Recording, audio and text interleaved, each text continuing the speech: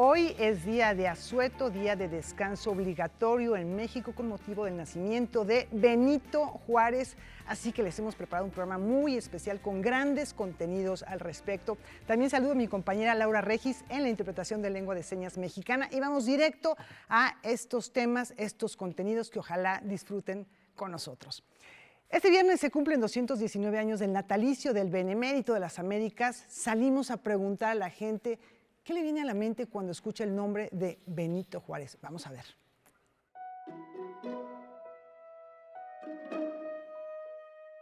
¿Quién fue Benito Juárez? Pues creo que fue un presidente de México, ¿no?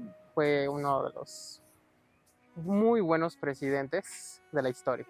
De niña leí varios libros acerca de su vida porque era muy interesante cómo venía de estratos muy bajos y cuántas cosas logró, ¿no? Todos sabemos que fue indígena, llegó de su pueblo, lo instruyeron y lo empezó a ver y gracias a su estudio llegó a ser presidente de México. Benito Juárez fue el benemérito, según eso, de las Américas, por implementar pues toda su sabiduría, conocimiento en bienestar del país. Tenía una visión sobre los indígenas. Él nunca se olvidó que era un indígena. Pero yo creo que el que nos represente gente como él, pues para mí es algo fenomenal.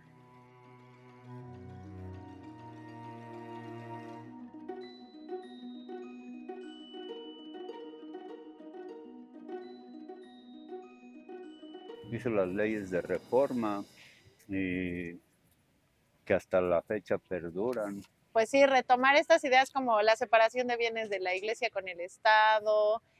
Nos dio un decreto que es de educación y que es laico, es un decreto laico, pero que ahora parece que ya lo están cambiando, ¿verdad?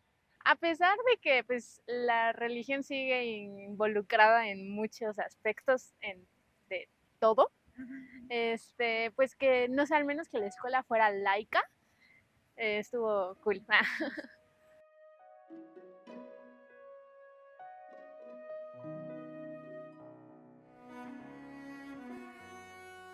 Si todos tuviéramos respeto, como lo menciona él, el mundo viviría mejor. Por ejemplo, ideologías, religiones y todo eso, o sea, respetando las decisiones o las ideas de los demás, podemos como tener menos problemas. Pues que debe haber respeto, o sea, debe de haber respeto. Yo respeto a la comunidad gay, a la comunidad hetero, a toda esa comunidad yo los respeto. Pero uno quiere, yo te respeto, pero yo quiero también ese mismo respeto para él. O sea, para mí sí es un gran héroe. O sea, por todos los sacrificios que hizo por el país. Sí siento que es importante recordarlo, tanto por las cosas buenas que hizo y por las cosas malas, porque es alguien muy histórico. Por su estatura moral, se puede decir, por lo que dio, por lo que apoyó, por lo que luchó. Imagínate tantos años que tiene de muerto y aún sigue uno viendo, tan solo el respeto al derecho ajeno es la paz, pero para todo, para todo, para todo.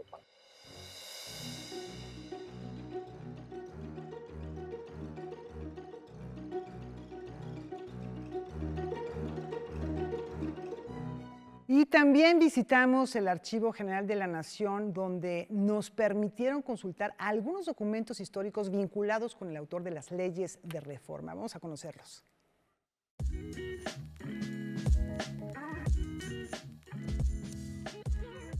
Frente a nosotros tenemos una muestra de la riqueza documental y bibliográfica que custodia el Archivo General de la Nación en relación con Benito Juárez García, ¿no? El ciudadano, pero también presidente. Hay mucha información de su desempeño como gobernante en el Fondo Gobernación, precisamente del siglo XIX, y también en otras colecciones, como la colección de documentos para la historia de México.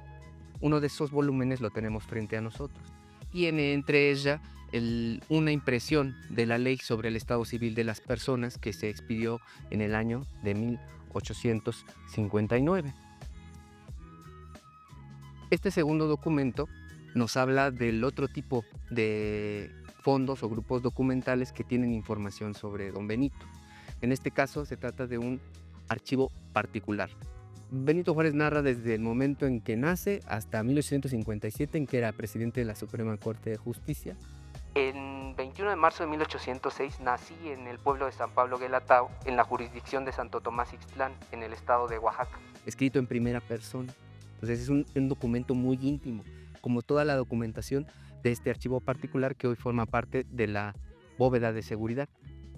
Lo que nos muestran estos documentos es que cuando a veces tendemos a pensar en estudiar la vida política de nuestro país, en solamente irnos a los documentos oficiales, ¿no? O el producto final de otros procesos políticos. Sin embargo, vemos aquí cómo todo esto no solamente estaba afectando a Juárez, el hombre en lo individual, sino a toda su familia. Y toda la familia está viviendo un proceso de politización y de conciencia de lo que se está enfrentando contra los franceses. Aquí Juárez le da cuenta a Margarita de los esfuerzos que se están haciendo para llevar la resistencia en Oaxaca, pero a la vez estamos encontrando mezclado con esos apuntes en que Benito le dice, oye, pero soy consciente de que, ¿cómo están los niños? Le dice, a su hijo Benito le dice, dile a Beno que le siga echando ganas a sus lecciones, entonces estoy ahí pendiente, ¿no? Eso es lo que encontramos aquí al padre.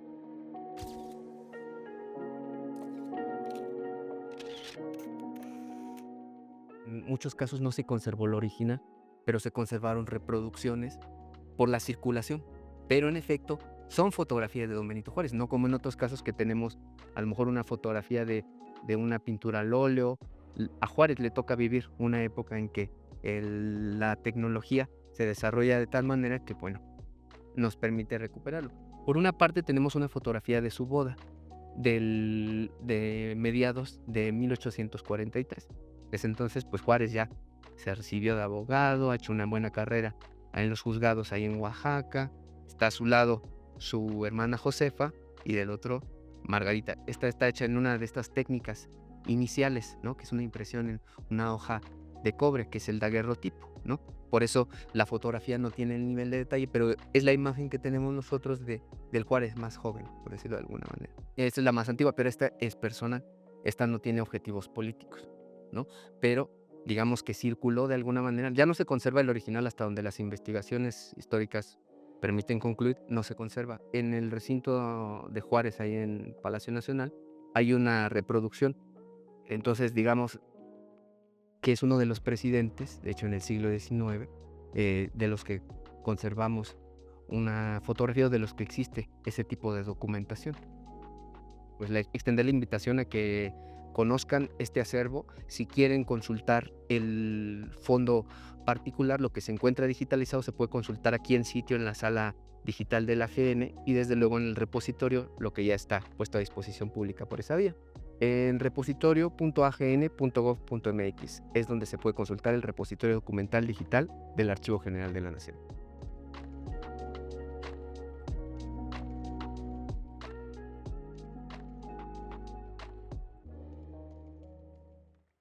Bueno, si quieren conocer más de este archivo, pueden visitar la página repositorio.agn.gov.mx, que ya se mencionaba ahí, pero ahí van a encontrar investigaciones, imágenes muy atractivas, la van a pasar muy bien, y sobre todo vamos a conocer y reconocernos en nuestra historia.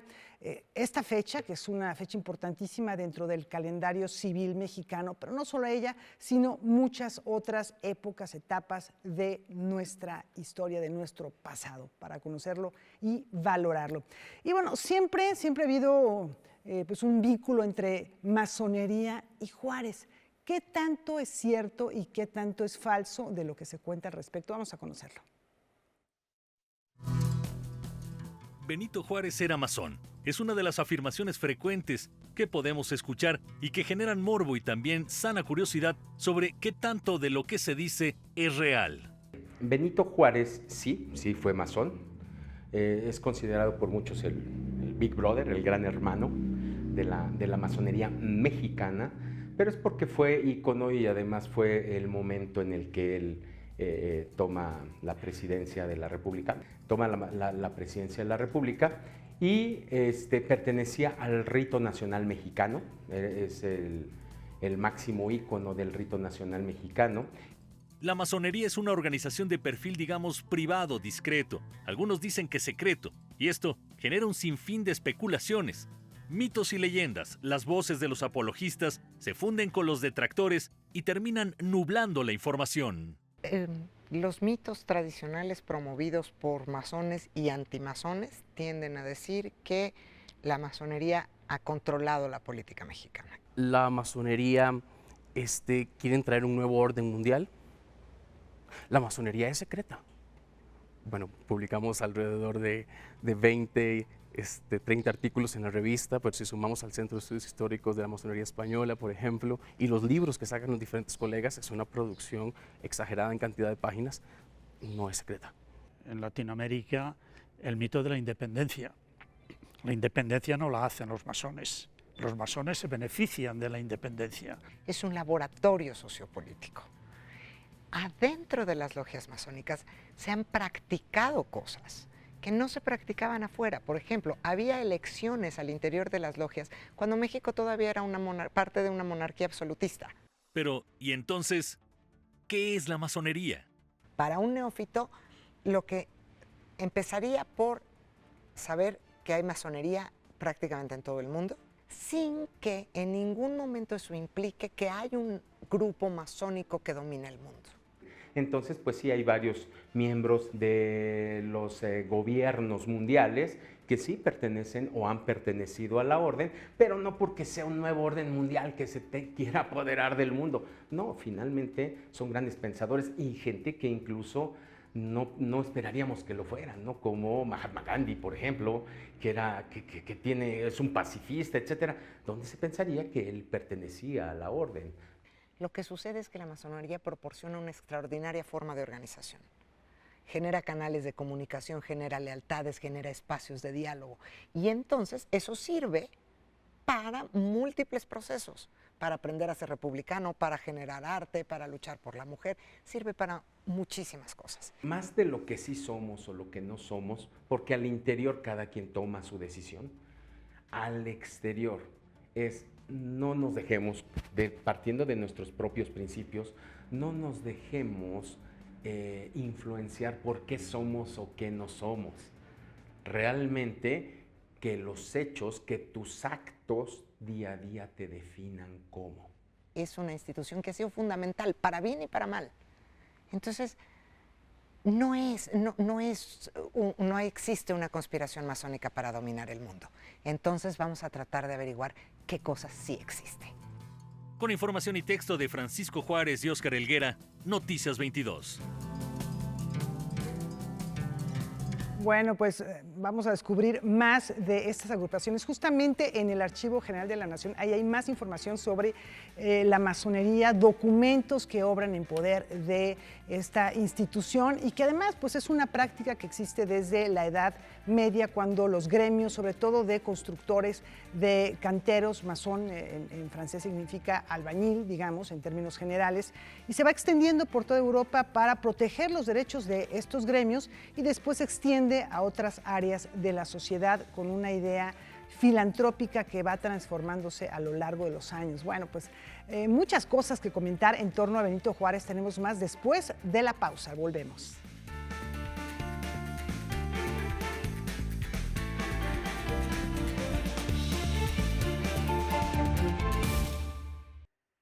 Para continuar con esta reflexión en torno a la figura de Benito Juárez, damos la bienvenida a la doctora en Historia Rebeca Villalobos, que está ya con nuestro compañero José Meléndez. Vamos con ustedes.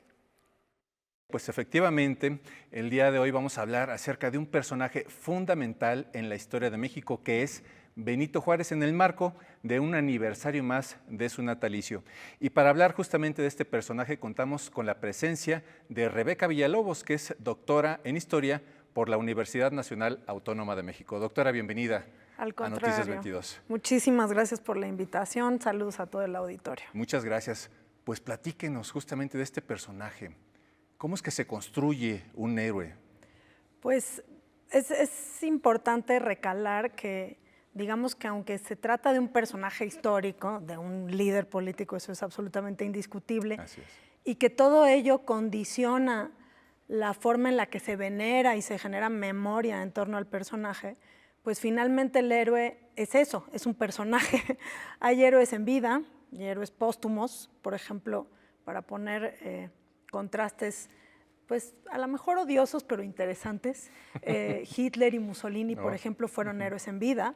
Porfirio Díaz fue héroe en vida, el famoso héroe del 2 de abril, por no hablar ni siquiera del momento, digamos, de mayor poder en su periodo presidencial, pero incluso desde antes es considerado un héroe. El caso de Juárez es peculiar porque aunque nadie pone en duda su relevancia política, su liderazgo durante la Guerra de Reforma, pero sobre todo durante la intervención francesa y el Segundo Imperio, la realidad es que no hay elementos para considerarlo una figura heroica antes de su muerte. Es un personaje de enorme liderazgo político que ya proyecta una imagen pública. Hay que también recordar que a mediados del siglo XIX llega la tecnología de la fotografía, o bueno, por supuesto, claro, va a convertirse en la fotografía al país. Y por ejemplo, durante el periodo de la intervención, tanto Maximiliano como Juárez disputan una suerte de batalla por la imagen pública. Los dos se toman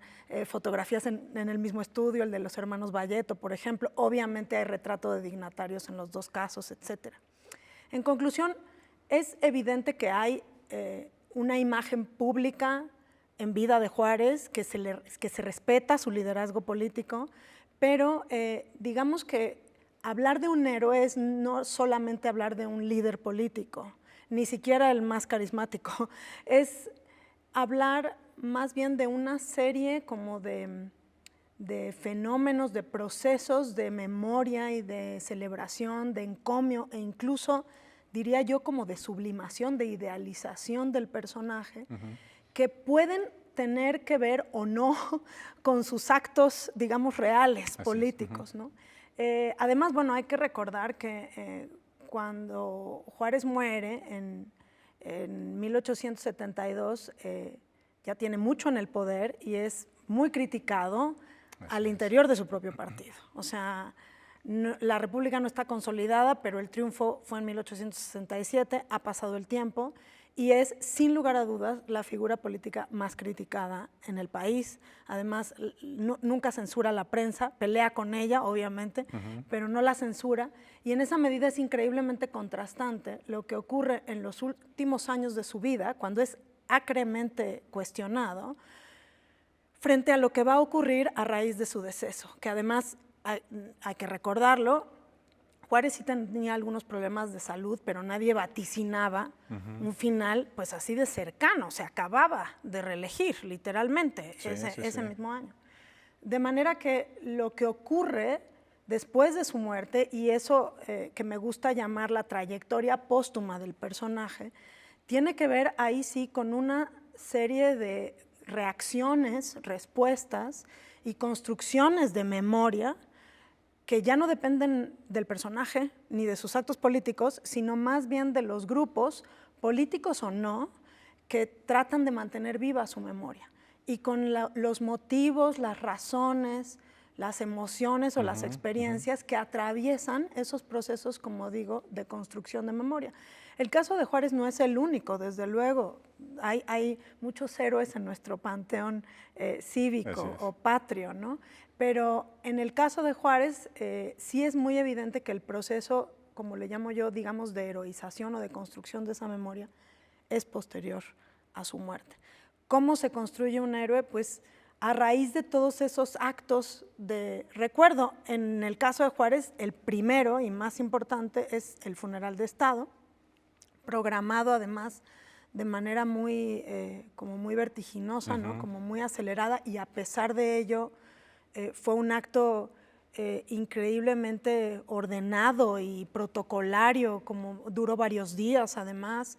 En la procesión fúnebre y luego en el duelo que se vivió los siguientes 2 o 3 días, se vieron representados pues prácticamente todos los estratos de lo que hoy denominaríamos comunidad política o sociedad y comunidad política, ¿no?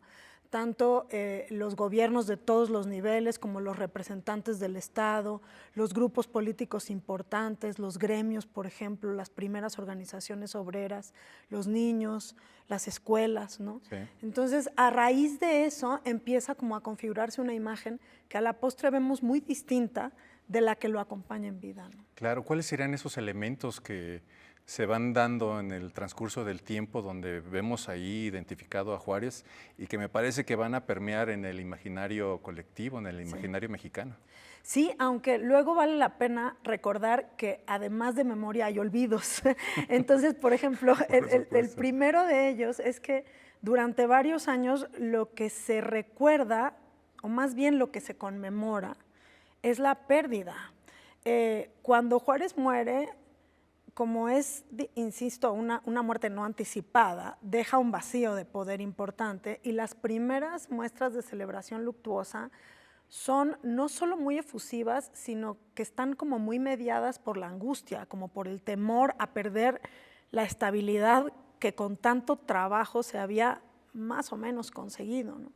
Entonces, lo primero que vemos en lo que yo denomino, digamos, el culto a Juárez o la construcción de la figura heroica es un recuerdo profundamente luctuoso, emotivo, increíblemente emotivo, relativamente vaciado de contenidos políticos, o sea, no se recuerdan, esa no es esta primera etapa que va de 1872 a 1880, 82 más o menos, está mediada por sentimientos de mucho fervor, por reliquias, por ejemplo, la primera de ellas es la mascarilla mortuoria de Juárez, o sea, el catafalco, el día de la procesión, y año con año lo que se conmemora es el aniversario luctuoso, cada 18 de julio, con mayor o menor ímpetu, con mayor o menor incidencia de las autoridades, pero lo que va construyéndose no es esta idea de Juárez y la legalidad o Juárez y el derecho, es más bien la pérdida del patricio, como que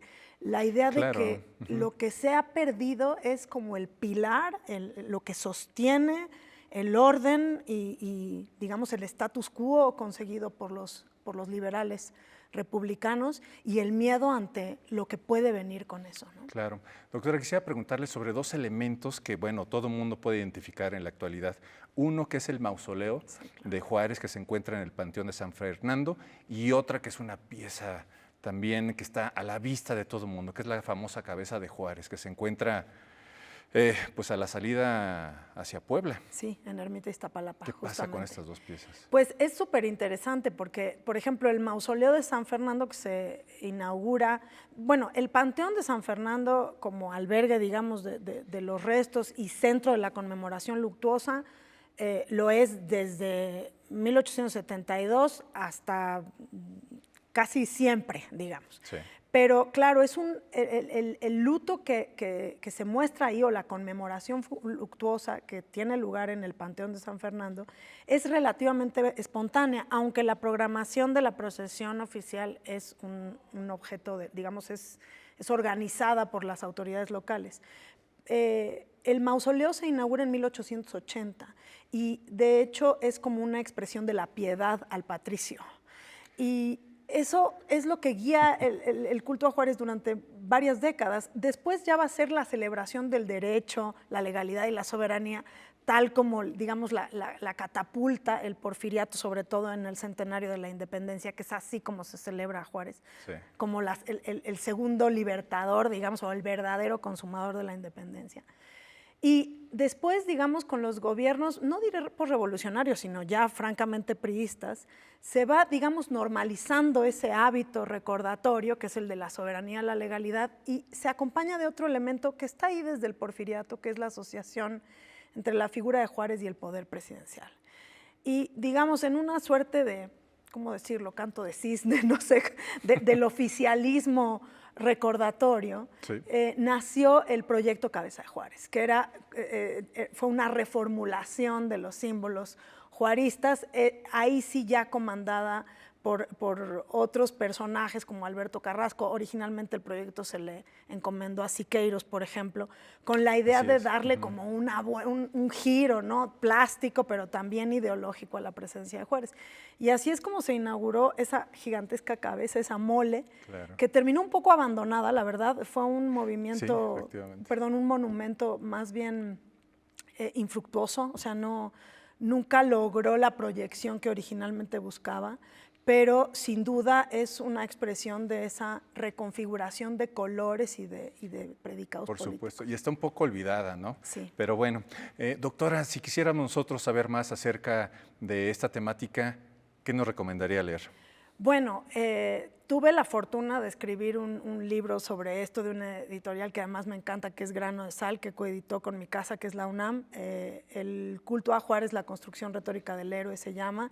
Pero en general, pues, les recomiendo acercarse. Hay una bibliografía interesantísima, El mito de Juárez, de Charles A. Weeks, por ejemplo. En fin, hay una bibliografía estupenda al respecto. Pues muchas gracias, doctora. Es momento de hacer un corte. En un momento continuamos.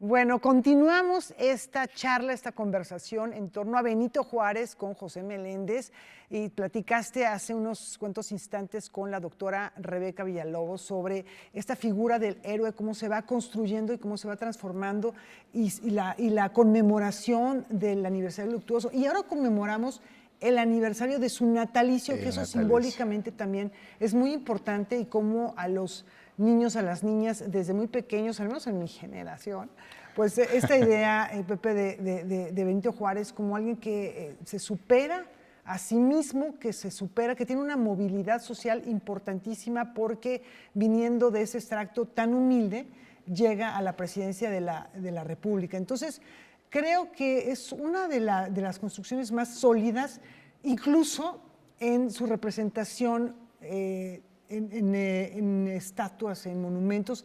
Esa solidez se transmite. Tú le preguntabas a la doctora Rebeca sobre estas imágenes del monumento a Juárez, la cabeza de Juárez. Bueno, más denso, más sólido no puede existir, y es un reflejo del tipo de héroe que no es un héroe de acción, que no es un héroe que va en un caballo, que no es un héroe que sale en películas, sino, o sea, digamos, sí hay películas de él, pero en las películas no se representa como este héroe de acción, sino es representado por José Carlos Ruiz y otros actores. Bueno, y en Estados Unidos una figura también adusta. ¿Y qué podemos pensar de esto? ¿Qué simboliza como la solidez de nuestra historia, la solidez de un personaje que es inquebrantable, ¿no?, en cuanto a sus principios? Al menos es la imagen que tenemos, ¿no? Justamente, me parece que en nuestro modelo educativo, que bueno, a mí también me tocó desde muy niño, ya nos están enseñando quién es la figura de Benito Juárez, los valores que él representa, la legitimidad en todo momento, sobre todo en los momentos de crisis. Sí. Que yo creo que el momento cúspide de esos momentos críticos que vive la República se da con la intervención francesa, ¿no? Cuando llegan los franceses aquí, intentan dominar este territorio. Muchas son las causas que traen a los franceses aquí, pero, bueno, y no había un reconocimiento por parte de Francia hacia el gobierno de Benito Juárez. Y bueno, a Juárez se le ubica, entre muchas cosas, por ser el creador o uno de los artífices de las leyes de reforma. Las leyes de reforma. ¿Y qué implicaciones tienen estas leyes, que ahorita vamos a mencionar, en la vida cotidiana de los habitantes del país en ese momento? Vamos a ver la siguiente nota. A mediados del siglo XIX, la sociedad mexicana se caracterizaba por ser muy conservadora, muy religiosa, en donde el clero tenía una gran influencia en la vida cotidiana. La gente se despertaba, iba a misa, caminaba y se arrodillaba cada vez que veía un nicho. Se sumaba a las procesiones que había en cada festividad religiosa. Esta es la coyuntura que se vivía en el país y en la que se expidieron las leyes de reforma. Las leyes de reforma fueron promulgadas en dos etapas. La primera fue en julio y agosto de 1859, en el contexto de la Guerra de 3 años, Benito Juárez estaba en Veracruz y desde ahí fue que él promulgó estas leyes de reforma. Un poco tenían la intención de, en parte, reformar a la sociedad, como de hecho estaba pensado desde hace tiempo, pero también para castigar al clero, porque el clero había formado parte en este momento de la guerra, apoyaba a los conservadores. La segunda etapa es casi cuando los liberales ocupan la Ciudad de México. Es de diciembre a enero del 61. En ese momento se harían otras leyes de reforma más. Sin embargo, las más importantes, de hecho, se promulgan desde mediados de 59. Lo que ocurre es que la primera de ellas, y de hecho la más relevante, se decreta el 11 de julio del 59, y con ella se nacionalizan los bienes del clero. Pero no solo eso, también se exclaustran a las órdenes religiosas. Es decir, ya no habría más frailes en México. ¿Cuáles fueron las implicaciones de estas leyes en la vida cotidiana de los habitantes de México? La sociedad estaba muy influenciada por el clero. Entonces lo que se pensaba es acabar con esta influencia desde varios frentes, ¿no? Uno, por ejemplo, fue la educación. Otro, hacer que no abusaran del púlpito los sacerdotes. Otro más, por ejemplo, también era que las festividades religiosas se hicieran solamente en ciertos momentos del año y limitarlas además. Particularmente se permitieron solamente algunas. La Navidad, la Semana Santa, el Jueves de Corpus y además de eso el Día de la Virgen de Guadalupe, que era muy importante para México. Fuera de eso, al calendario se le agregaron fechas cívicas, ¿no? La más importante en este momento era el 16 de septiembre. Otra también muy importante era el Día de la Constitución. Entonces, a partir de este momento empezaremos a tener estos días ya muy señalados en el calendario. Fue básicamente uno de los principales momentos de la historia de México en los que los bienes raíces se cambiaron de manos. Tal vez después de la Revolución Mexicana y el reparto agrario, justamente este momento es en el que más reparto de tierras, pero además de compra de bienes, adquisiciones, se desarrolla. Junto a las leyes, como la del matrimonio y registro civil, el Estado mexicano se comprometió a registrar todos los momentos que eran sustanciales en la vida de la población. También bajo este nuevo orden, la fisonomía de la Ciudad de México tuvo cambios radicales. Los antiguos atrios se convirtieron en plazas, justamente frente a Santo Domingo, este gran espacio, la Plaza de Santo Domingo, que hoy en día es un lugar importantísimo en el día a día de la gente, pues se trazó a través de esta desamortización y nacionalización de los bienes. La importancia de este periodo histórico es fundamental para México, porque es el momento en que se forma el Estado-Nación. Es el momento en que se están construyendo las instituciones que transformaron radicalmente las prácticas culturales heredadas del periodo colonial. Noticias 22. Bueno, un momento en el que México, Pepe, se sacude de muchas prácticas que se consideraban ya obsoletas para los liberales y para quienes estaban en el poder, y tiene que ver también con muchas libertades. La libertad de cultos, porque sí había esta libertad, y la libertad de imprenta. Y estamos hablando de otro orden de derechos que tienen que ver con nuestra acción y nuestra manera de comportarnos en una sociedad. Se mencionaba, por ejemplo, desamortización de los bienes del clero y varios otros aspectos, por ejemplo, el registro civil, el matrimonio civil y los cementerios también. Los cementerios eran controlados por la iglesia y también se disuelven todas estas prácticas como el diezmo obligatorio. O sea, realmente es una transformación tremenda que ahora mismo, hoy en día, la vivimos. Seríamos otro país sin estas leyes. Habrían cambiado cosas, desde luego, pero esas leyes fueron transformadoras en su momento. Así es. Estamos hablando de un momento en donde la Iglesia funge como una instancia pública, regula todo, el nacimiento, los casamientos, etcétera. Sí hay un México, yo considero que sí hay un México antes y después de la aplicación de estas leyes. Mencionaba algunos historiadores, en 1821 se hace la consumación de la independencia de España. Este momento también es muy importante porque es la independencia de acá arriba, del intelecto. México entra en otro ámbito, me parece que de las naciones modernas, ¿no? Donde ya rige justamente pues el Estado es el que toma el control de justamente todas estas prácticas sociales, en fin. Y bueno, obviamente la obra de Benito Juárez pues no se hace solo, no se entiende solamente por él mismo o por algunos compañeros que estuvieron alrededor de él, muy visibles, sino también de personas que estuvieron muy, muy cercanas. Y pues por eso mismo es que vamos a hablar ahora justamente de su esposa, de Margarita Maza. Vamos a ver la siguiente nota. Recordada por ser la esposa de Benito Juárez, Margarita Maza Parada fue una mujer oaxaqueña que en sus 44 años de vida vivió momentos muy importantes que definieron la historia de México. Será durante la Guerra de Reforma y la intervención francesa donde ella tuvo una participación relevante. En esos 44 años de vida, casó muy joven, a los 17 años, con un juez de lo civil en el estado de Oaxaca, en ese momento, que se llamaba Benito Juárez. A los pocos años de haberse casado, su esposo llegó a la gobernatura de Oaxaca. Y gracias a estos momentos, Margarita pudo comenzar a involucrarse en cuestiones sociales y políticas de México.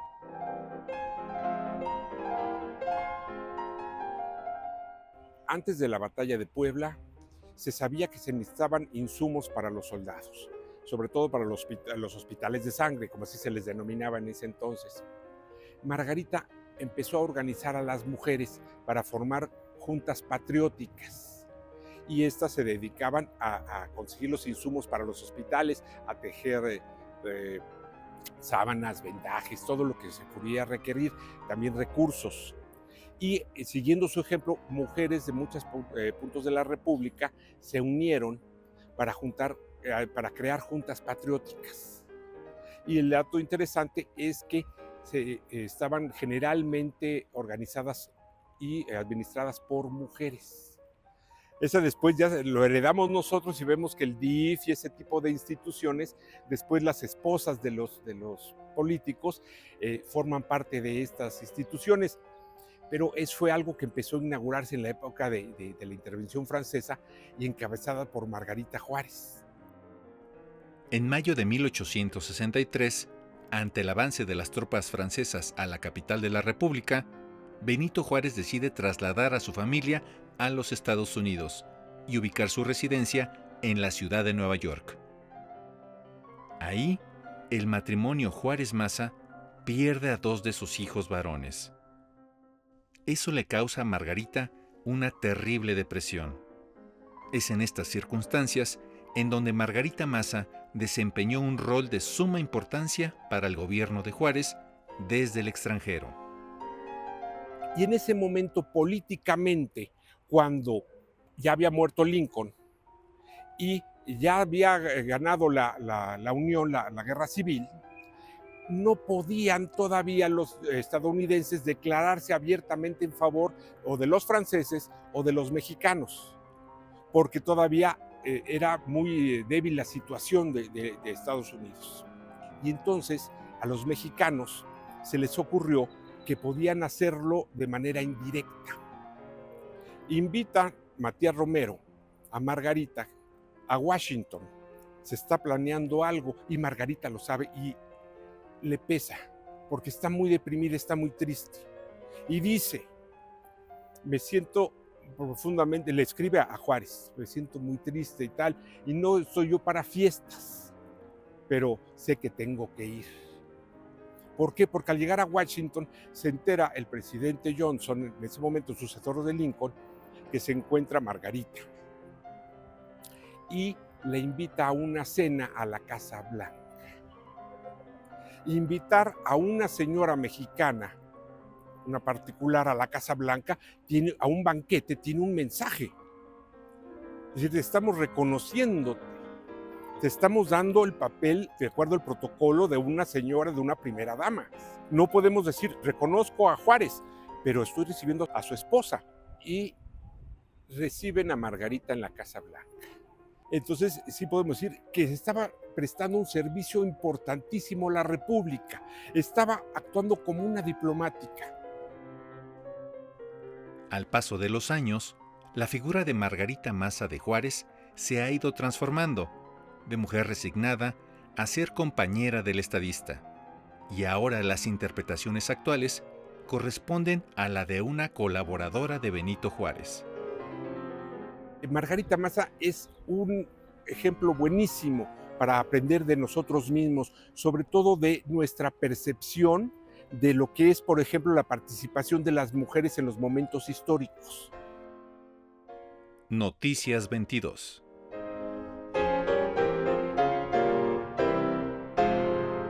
Vale la pena esta revaloración de la figura de Margarita Maza en un contexto en el cual estamos haciendo esta revisión histórica también del papel de las mujeres a lo largo de diferentes movimientos, y vemos que llama mucho la atención la idea de pensar en ella como una diplomática, ahora que hablábamos del sistema educativo en el cual sí, claro, se ensalzaba la figura de Benito Juárez y ella como una compañera y como una mujer devota y abnegada, pero como una mujer también participativa y como un agente, digamos, de cambio y de presencia de México en un momento en el cual los Estados Unidos, la guerra de secesión los tiene completamente debilitados, y pues hay una intervención de 3 países, Inglaterra, España y Francia. Que después Inglaterra y España como que dicen, bueno, yo aquí tengo otros problemas en casa, y Francia viene con todo.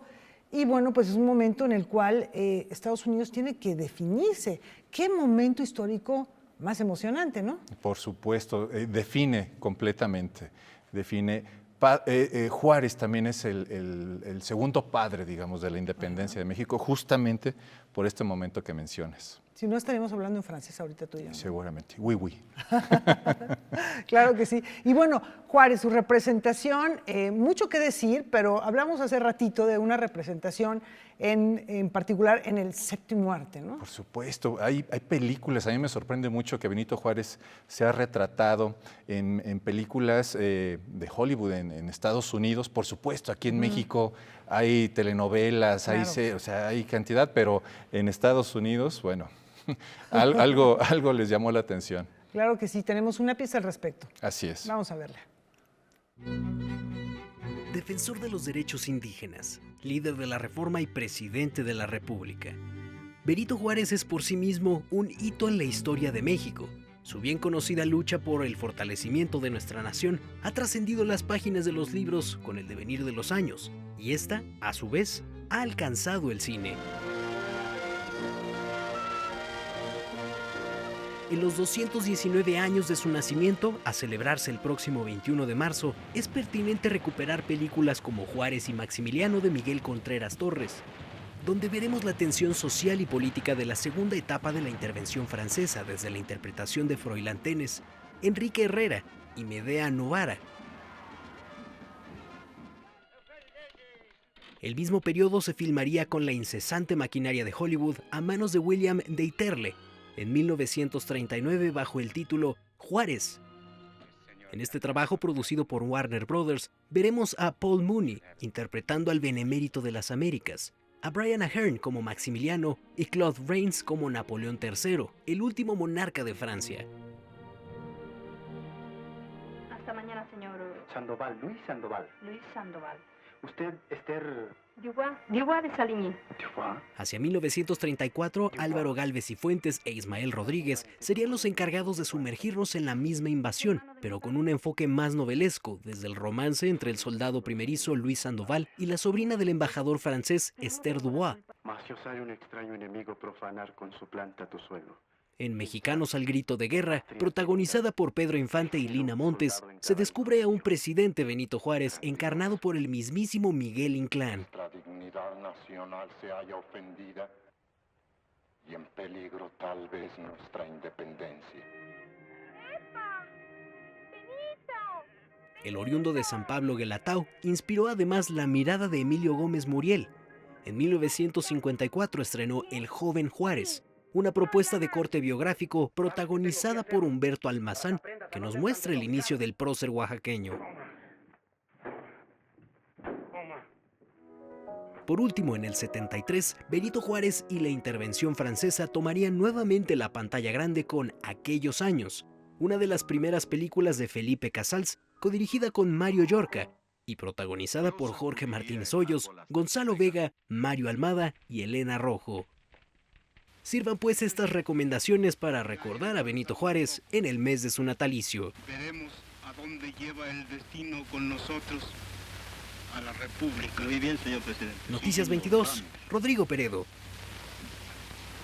Bueno, estas series históricas, ficcionadas.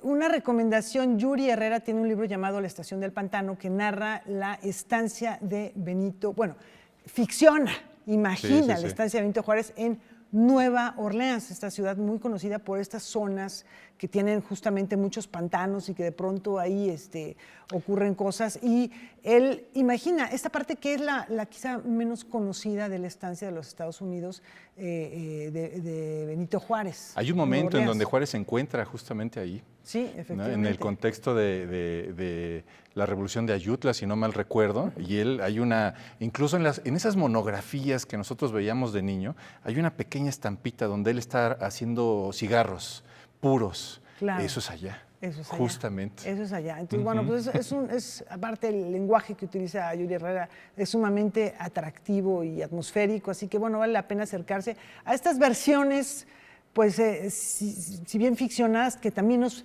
permiten acercarnos al personaje. Así es. Muchas gracias, José Meléndez. Al contrario, Pepe. Laura, muchas gracias. Nos vemos a la pausa.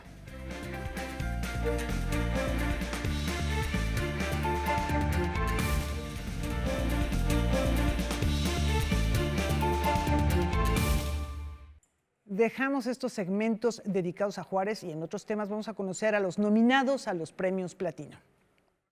Lo de las niñas es mentira, ¿no? La película española La Infiltrada encabeza la lista de nominados a los premios Platino 2025. El filme dirigido por Arantxa Echevarría consiguió 11 postulaciones. El segundo puesto lo ocupa El Jockey de Luis Ortega, que obtuvo 9 candidaturas. El largometraje se estrenó en el marco del Festival Internacional de Cine de Venecia. Resalta que la ganadora del Oscar a Mejor Película Internacional, Aún estoy aquí, solo compite en 3 categorías: Mejor Película de Ficción, Mejor Dirección y Mejor Actriz. Un caso curioso es el de La habitación de al lado de Pedro Almodóvar, que obtuvo 3 nominaciones. Los premios Platino celebran el cine iberoamericano, pero esta película se filmó en Canadá y está hablada en inglés. Sorprende que el largometraje Grand Tour solo tenga una nominación, pero se coló a una de las categorías más disputadas de la noche, la de Mejor Película de Ficción. México tiene una importante participación. Pedro Páramo, ópera prima de Rodrigo Prieto, tiene 6 nominaciones, mientras que el documental El eco de la directora Tatiana Hueso obtuvo 2. Finalmente, El candidato honesto del director Luis Felipe Ibarra compite en la categoría de Mejor Comedia. En el apartado de series domina la producción colombiana 100 años de soledad con 6 nominaciones. Le sigue de cerca la serie brasileña Ciudad de Dios con 4 candidaturas. Cena de Brasil y Como agua para chocolate de México obtuvieron 3 postulaciones. Además, El secreto en el río, también de México, compite en la categoría de Mejor creador de miniserie o teleserie cinematográfica. La ceremonia de ganadores de los Premios Platino 2025 se realizará en Madrid, España, el domingo 27 de abril. La gala será transmitida por Canal 22. Bueno, ya escucharon, por Canal 22 conoceremos los resultados. Y miren, hay piedras que hablan, y en el caso particular de este arte lapidario, su historia queda inmortalizada en papel. Julio Martínez Barneche ha explorado las múltiples posibilidades del ejercicio escultórico durante más de 25 años. Su labor se concentra en las maderas, los metales y las piedras tanto preciosas como semipreciosas. Desde el 99, el artista egresado de la Universidad Autónoma Metropolitana trabaja desde su taller en Zacualpan de Amilpas, Morelos, Taller C Tlazahuates. Como registro de su labor artística, Ediciones Fauna publica Piedra Viva. Los capítulos están hechos por materiales y se invitó a trabajar a 4 escritores, ¿no? Entonces ahí es Jorge Reynoso Pollens el que hace la introducción. Habla un poquito de mi entorno, del taller. Trabajamos con una especialista en arte lapidario italiana que se llama Ana María Massinelli. Luego en el capítulo de la madera lo aborda desde un punto de vista bastante, por así decirlo, filosófico. Federica Lapaglia, que es una curadora italiana especializada entre otras cosas, en arte contemporáneo latinoamericano. He ido incorporando distintos materiales, he ido depurando técnicas, procesos, y básicamente sí es en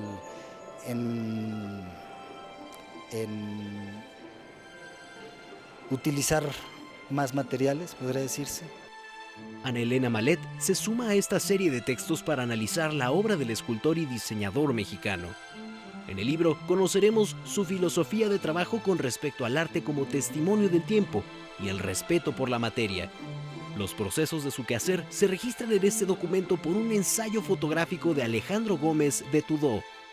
Surge a partir de hacer una ruta a los lugares donde yo me proveo de mis materiales. Es un ensayo a partir de mi taller, que es el lugar donde se crean las obras, y de los yacimientos y el origen de algunos de los materiales que utilizo. Es como algo que está en todos lados, ¿no? En la parte diaria de mi vida, en el aspecto profesional, en el aspecto íntimo. Entonces, pues básicamente se puede decir que sí es como una forma de vida. Piedra Viva fue presentado en el Colegio de San Ildefonso en presencia de Ana Elena Malet, Jorge Reynoso Pollens y el propio Julio Martínez Barneche. Para más información de este trabajo, visite la página de Fauna Libros. Para Noticias 22, Rodrigo Peredo.